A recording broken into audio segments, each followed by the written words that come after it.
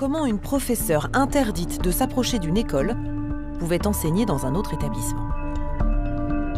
À l'Éducation nationale, Édouard Geffray, le directeur général des affaires scolaires, grand patron du ministère, assume ce choix.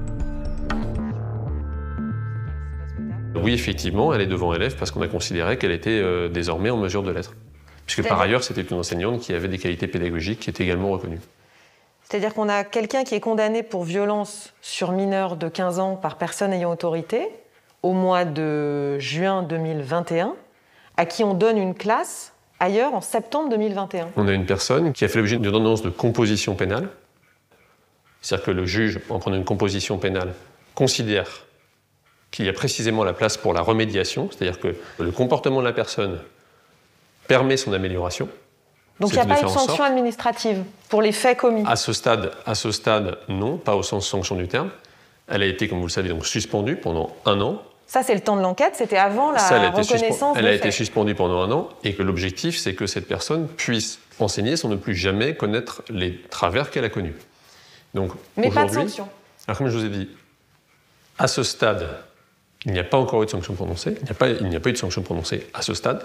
C'est-à-dire que ça pourrait arriver sur des faits qui sont passés? Ça veut dire que s'il se passe la moindre chose, la sanction sera à due proportion de l'ensemble. On a quelqu'un qui est muté dans une des académies les plus demandées de France.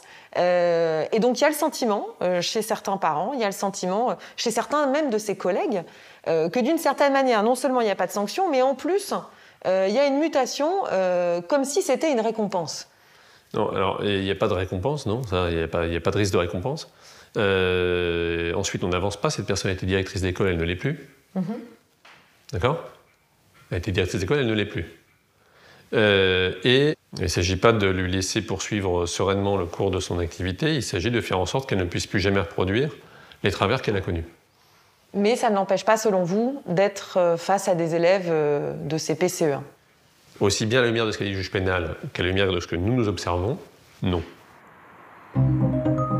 Suite à cet entretien, l'Académie de Versailles nous a assuré qu'elle allait ouvrir une enquête administrative, 2 ans après les faits.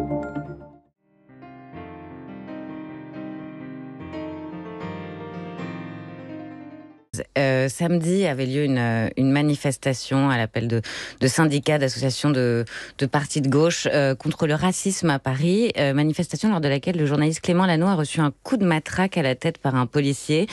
Sur les vidéos, on voit cette scène, le policier qui le fait d'abord tomber à terre et ensuite qui lui porte un coup sur la tête. C'est un exemple de violence policière ? Non, enfin, écoutez, ça s'est passé dans un contexte très particulier avec quelques centaines d'extrémistes d'ultra-gauche, des Black Blocs, qui ont tenté un cortège sauvage dans la rue de Picpus, pour être précis. Et donc mes effectifs ont empêché ce cortège sauvage. Et c'est lors de la manœuvre de repli que malheureusement Clément Lano a été bousculé. Il a chuté au sol, mais encore une fois, moi j'ai un rapport maintenant sur ces faits ont eu lieu samedi. J'ai comme d'habitude diligenté une enquête administrative. Et donc je peux vous assurer que le fonctionnaire de police les fonctionnaires de police qui sont pris à partie, qui reçoivent énormément de projectiles, sont dans une manœuvre de repli et M. Clément Lano se trouve derrière eux et il se passe ce qui s'est passé. Voilà, mais sauf que sur les images, il n'a pas l'air d'être bousculé. On a l'impression que le policier délibérément le fait tomber au sol. Peut-être que c'est une erreur, peut-être que... Non, le policier en reculant, effectivement, percute un individu qui est derrière lui. Il y avait énormément... le coup de matraque, il est pas... Il y avait énormément d'individus qui les prenaient à partie. Donc ils ont été pris à partie côté gauche, côté droit. Ça n'arrêtait pas physiquement. Donc voilà, c'était extrêmement violent. La scène, les scènes d'agression dont ils ont fait l'objet étaient violentes. Et c'est dans la manœuvre de repli qui s'est passé cet incident. Voilà, moi j'ai un rapport administratif qui ne me laisse pas penser qu'il y a de faute du fonctionnaire de police. Donc il n'y aura pas de sanction selon vous? Il donne effectivement un coup de matraque sur le casque de sur M. un Lano. journaliste qui a un brassard jaune fluo avec écrit presse dessus. Il ne le voit pas tout de suite. Vous savez, dans la manœuvre de repli, on ne voit pas. Il n'avait pas vu qu'il y avait quelqu'un, ça je peux vous le dire, et il n'avait encore moins vu que c'était un journaliste. Et il donne un geste qui n'est, je l'ai dit, j'ai bien regardé les images, j'ai écouté les fonctionnaires. C'est quand même pas un geste d'une grande vigueur.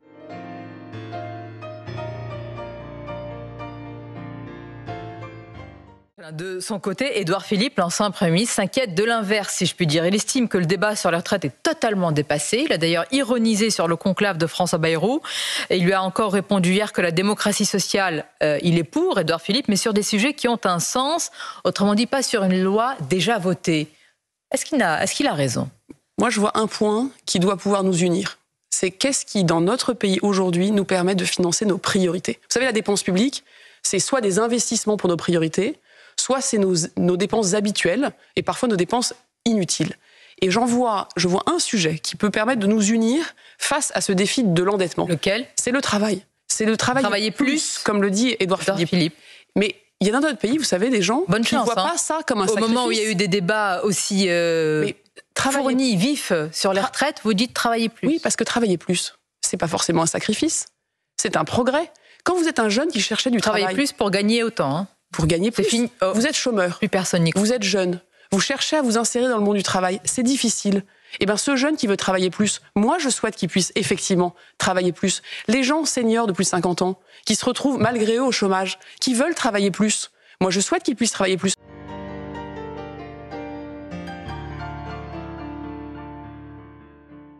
Donc on en vient à cet autre grand mouvement, je le disais, social, qui nous attend, celui cette fois-ci de la SNCF. Tour de chauffe le 21 novembre prochain. Et puis il y a ce préavis reconductible qui débute le 11 décembre au soir autour de l'avenir de Fret SNCF.